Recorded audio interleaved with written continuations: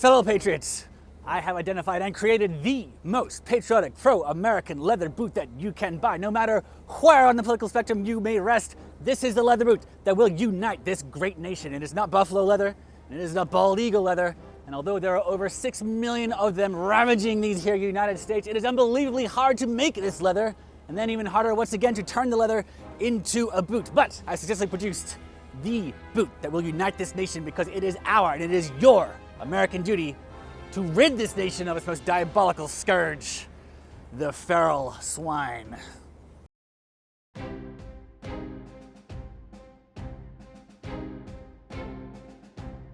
In point of fact, much like me, who was actually born in Australia, these creatures are an invasive foreign species, with the important differentiator being that I am here legally, welcomed with open arms by the government, and contributing to this fine nation's prosperity. What is not doing that is the infernal wild boar.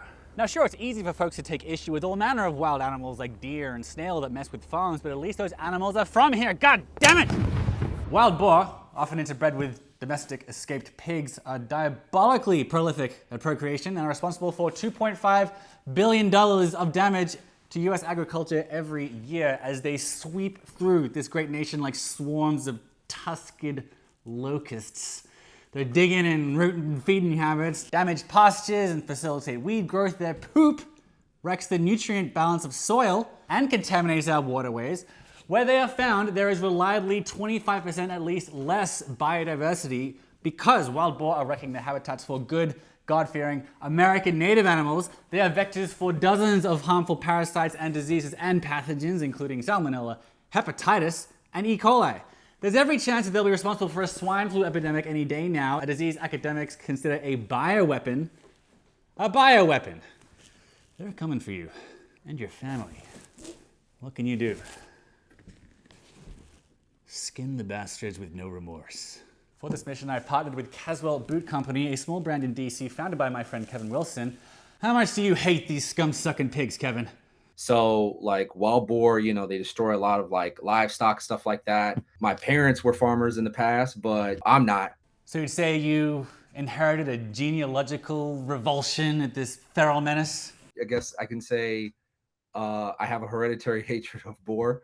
A man truly aflame with passion for exterminating these monsters, as we all should be. Would that we were all so patriotic in our deeds. In addition to partnering with the wonderful Caswell Boot Company, we also partnered with the 5th generation owned tannery Gallen in Wisconsin, who in turn partnered with hunting groups in Alabama and Georgia, who went around rightfully slaughtering these terrible, terrible beasts and getting these hides to get this leather, which I am dubbing the world's least problematic leather, and therefore, least problematic leather boots.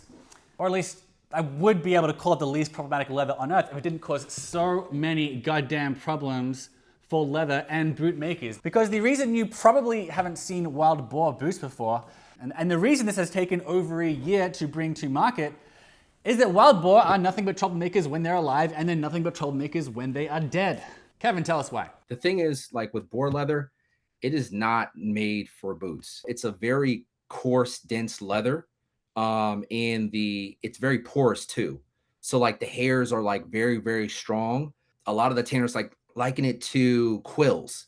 The hairs are so strong. Yes, even from the very first step at the tannery, they're causing issues. The first step after trimming the hides is getting the hair off of the animal hides. Usually that's done in big drums with a substance that's a little like an industrial version of like hair removal cream, like Nair from a pharmacy. Except that what works great on cows and goat hair does not for the unusually thick, coarse, quill-like boar hair. So that was an obstacle. And then unsurprisingly, the skin is very oily, but not in a way that makes a nice, stretchy, lustrous leather. So the oil content had to be managed. And it's thick, the skin, but inconsistently so. So the thickness needed extra work to make more consistent. And then it had to be drummed many, many more times than usual to make more malleable. It's very hard to make their blotchy skin consistent in appearance, and the list goes on and on. But after going through several tanneries trying to develop this leather, Ed Gallen, the genius up at Gallen Tannery in Wisconsin, developed a bunch of new processes, used different agents to work with the temper of the leather. He created some new formulas, and he finally produced, dare I say, perfected the wild boar leather with this wonderful, very full grain, very full of character leather with very balanced oil content. It's much more uniform than any other wild boar leather I've seen. But it's very, very rugged. It's a boot that you'll be proud to wear, not just because you've helped put a dent in the feral swine population, but because it's a real cool looking boot too. You'll see it's a full grain leather, and it's going to have scars, but you won't really see the pores in a lot of the leather. But you will see like the aniline effects of the leather, the natural kind of scars that boars have.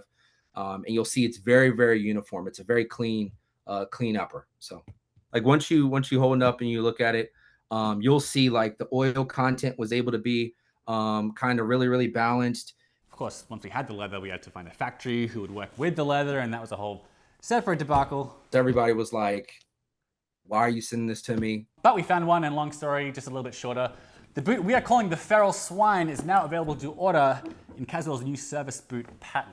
Leather insole, leather midsole, leather heel counter, and of course it's Storm Goodyear welted so that you can carry your piece of patriotism on your feet through as many resoles as you could ever want. And a fun touch, just to continue the porcine theme, we decided to line this boot with pigskin instead of the usual calfskin, which raised the price just a little bit. And even though it takes longer to turn wild boar into a workable boot leather than almost any other critter, and even though it is a leather-lined Goodyear welted boot, which is very laborious to produce, we managed to get the price under 400 bucks. Now, what Caswell Boots is best known for is taking tough and rugged leathers and putting them on more smart casual designs where you don't typically find such leathers.